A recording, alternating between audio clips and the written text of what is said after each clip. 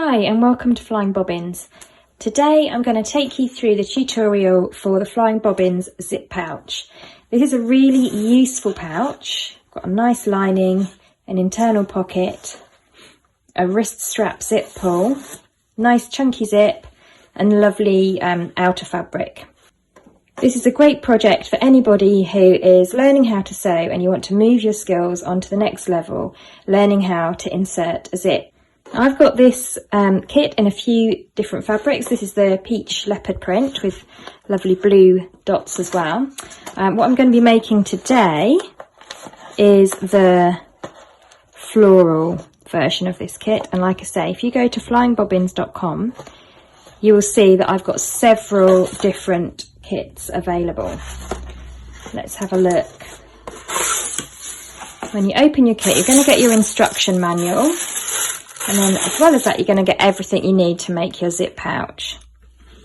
So you get a piece of fabric for the wrist strap, a piece of fabric for the internal pocket, a YKK zip, your two pieces of outer fabric, your two pieces of lining fabric, and then this lovely wodgy stuff, which is fusible fleece. And I like to add this because it gives the pouch a little bit more body to it. And if you're going to use this for storing an iPad, I'm not saying it's going to be bulletproof, but it just gives it a bit of extra protection as well, makes it feel nice. So you get two pieces of that. So that's everything that you need to make your pouch. As well as everything that comes in your kit, you're going to need your basic sewing tools. So wonder clips or pins, depending on what you prefer, your thread snips. You can sew this with just a universal needle, size 80 or 90 will be fine.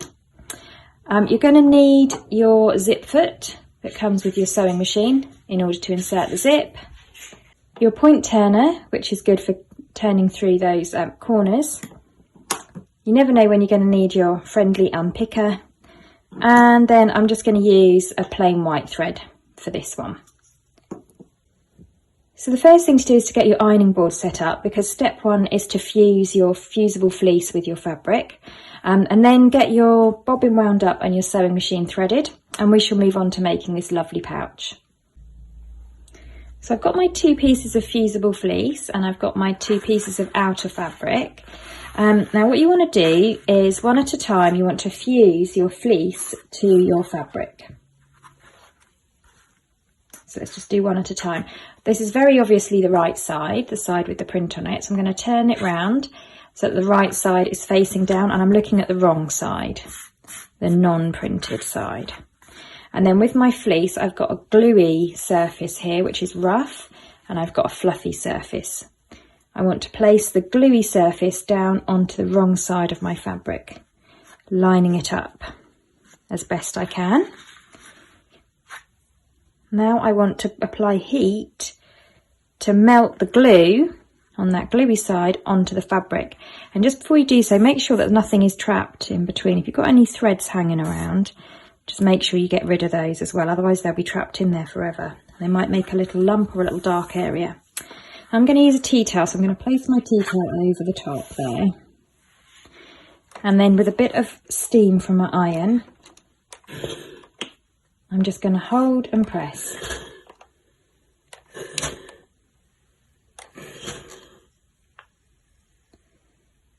And I think on the instructions for this fusible fleece, it says hold for 15 seconds.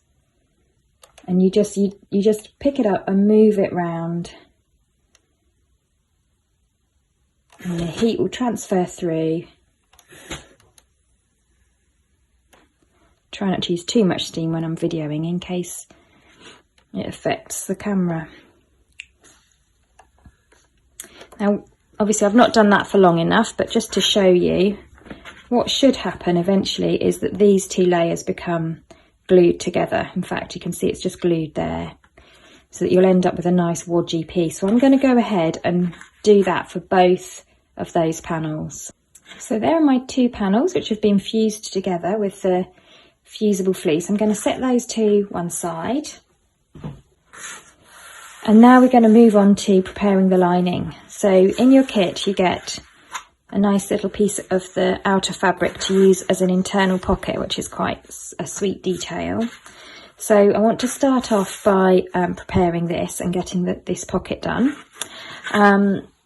What I want to do to begin with is just fold over that top edge by 1 centimetre and press it. So we're now ready to sew, and we're just going to sew along this edge here to secure that fold. Now if you find it easier to do so, you can look at the wrong side and you can just sew along there. Because I know I've folded that by 1 centimetre, if I line up my fold with just under that 1 centimetre line on my needle plate, I know that I'm going to be about right.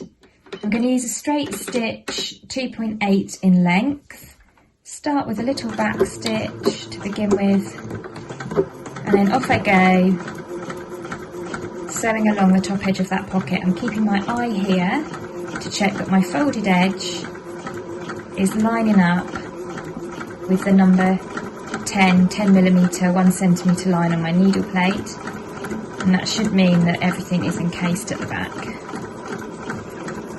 And I'm just going to do a couple of back stitches at the end to secure. I'm done. There you go. So now we've done that, the next job is I'm going to go back over to my ironing board and I'm just going to press in all around the edges. I'm going to press in each of those edges and I'm going to press the bottom up by 1 centimetre all the way around, so everything will be pressed in like this. Then we're going to lay it out on our lining panel and stitch it to our lining panel.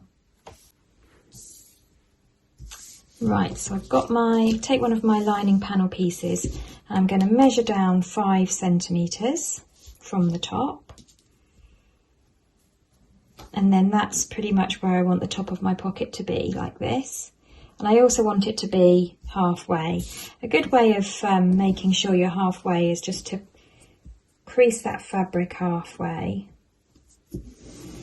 just with your thumb. You've got a crease there that you can see, and then do the same on your pocket and then line them up, and that will give you a heart. That will make sure that you're at the halfway point, and then 5 centimetres down from the top.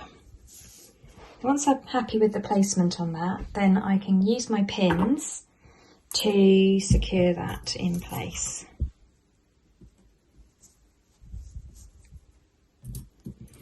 I love how well these pins go with this project. Little butterflies, look very pretty. I'm going to make sure that I'm straight, so if it's not quite straight you can just wiggle it about a bit. And then once you're happy that everything's okay, just put one pin at the bottom there.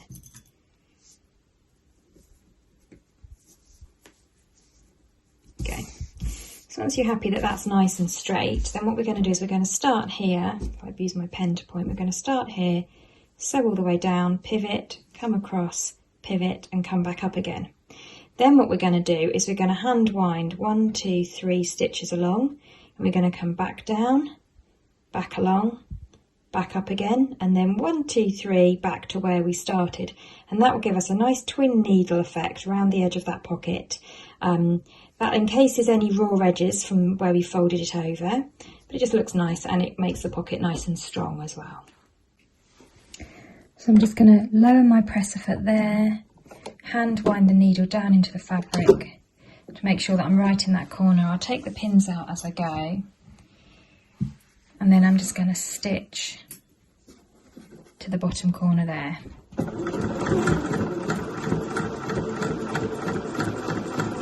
And I'm stitching right on the edge. Slow down as you approach the corner, and then for that final one you can just hand wind it to give yourself a bit more control. With the needle firmly down, I lift the presser foot and swivel my fabric round and come along the bottom.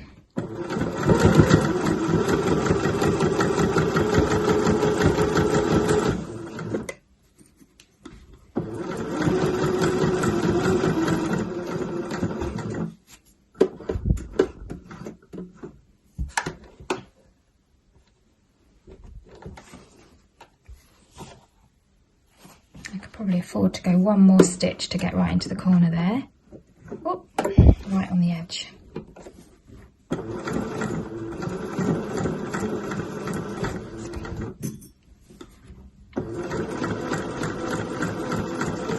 As I come up towards the top, I'm just going to slow down, and I just want to hand wind that extra to get myself right up to the top. Then I'm going to lift that presser foot up, put my presser foot back down again, and I'm just going to hand wind 1, 2, 3, lift, swivel back round, and then come back down into this corner.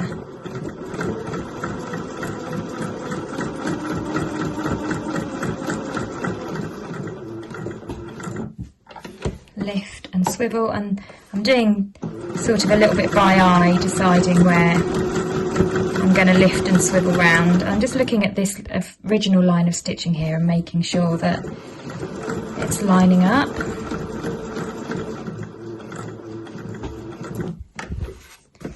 And then back up to the top again.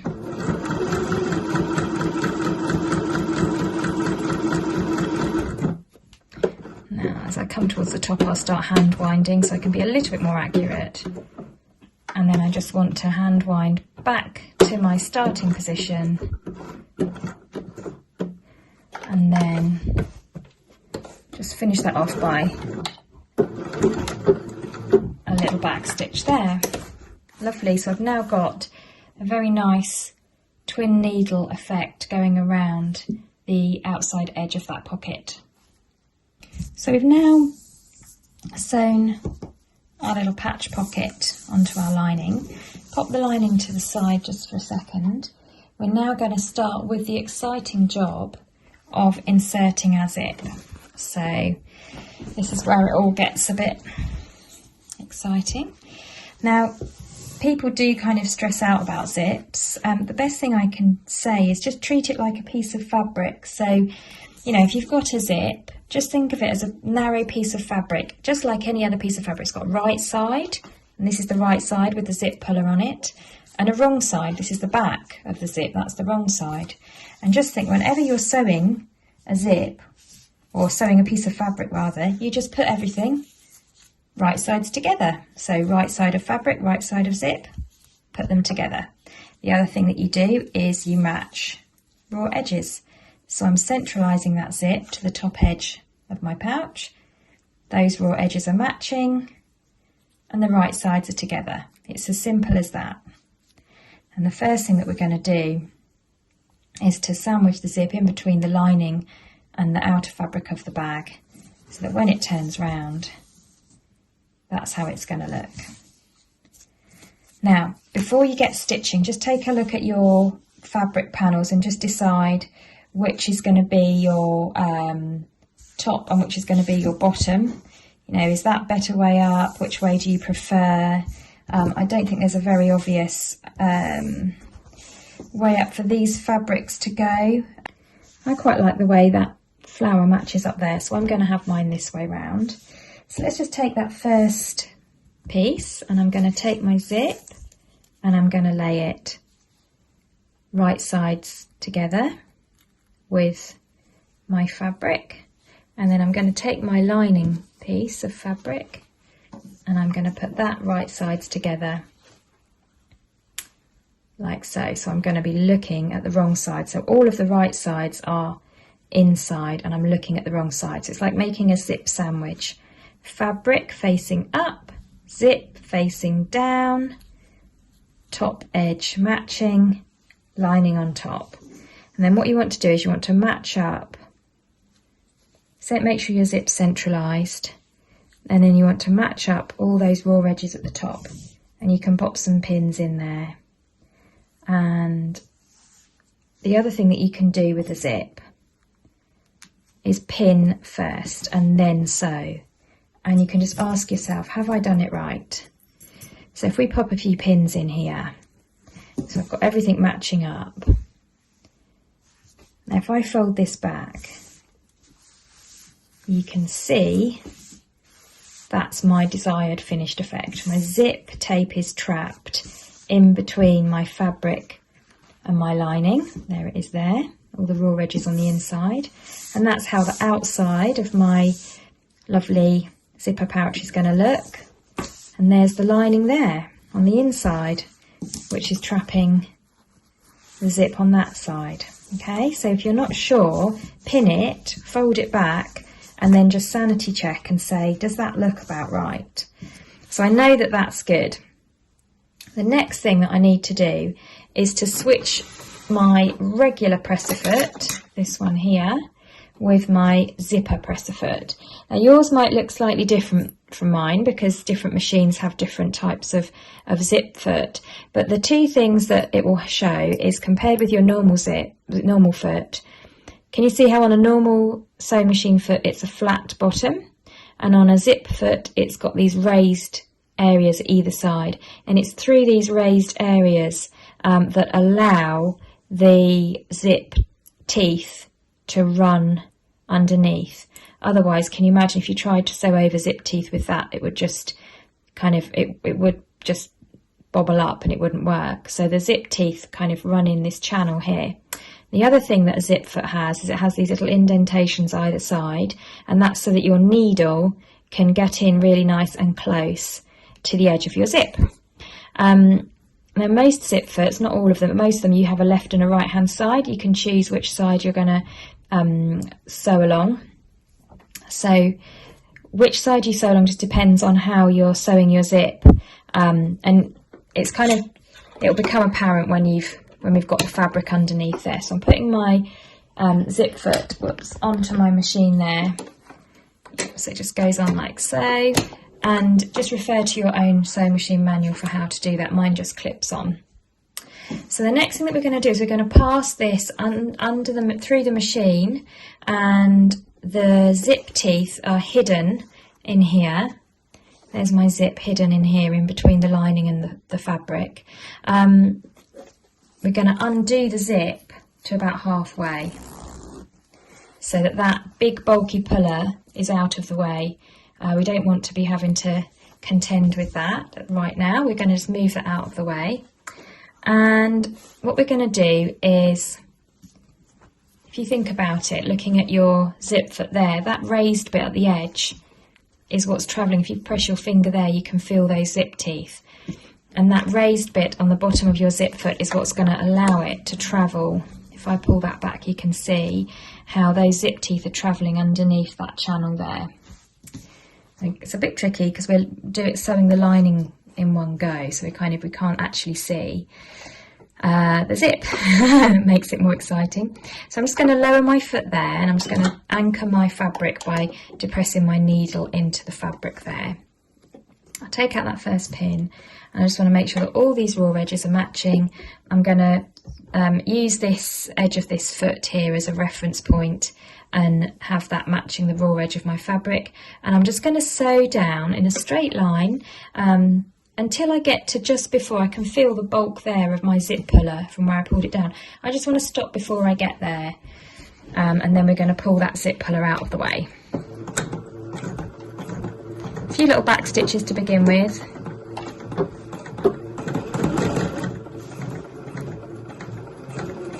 Now I don't know if it's how clear it is for you to see. Let's just move this down in a bit.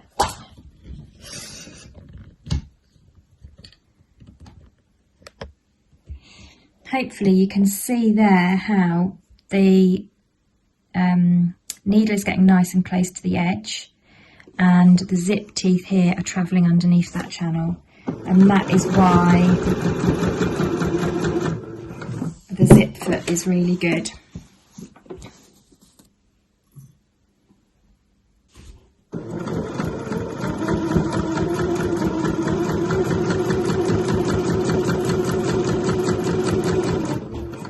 Now I can feel that I'm getting towards that bulky puller there, so I'm making sure that my needle is fully down into my fabric. I'm going to lift up my foot, and then I'm going to do a bit of keyhole surgery, and just, I can see, if I lift that, I can see that my zip puller is just hiding in there, and I just want to move him out of the way so that he's not going to interfere with my lovely straight seam. This is where you have to be a little bit ambidextrous, but there you go. I've now pulled that zip puller up to the top. So easy does it, you'll get there. It's a bit of a fiddle, but it's worth it not to have to, well, if you did try and sew over that zip puller, what would happen is that this foot would get rather cross about it and you'd end up with a bobble in your seam, which you don't want.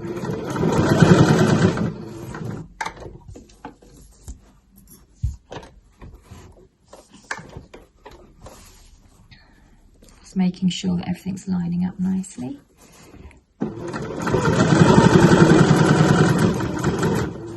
And then I'll do a couple of back stitches at the end.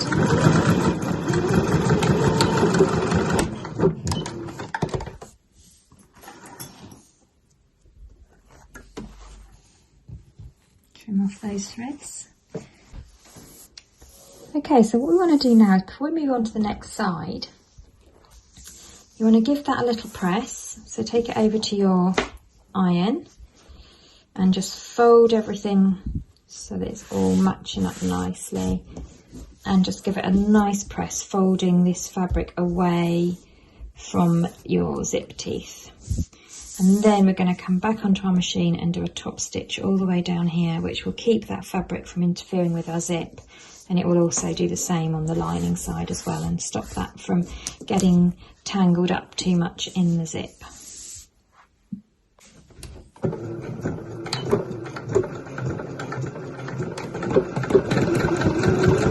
Back stitch to begin with, taking it nice and slowly, and then when I get close to this puller, making sure that the needle's down, lift that up, and I will just pull that out of the way. Lower my foot again, and I'm off.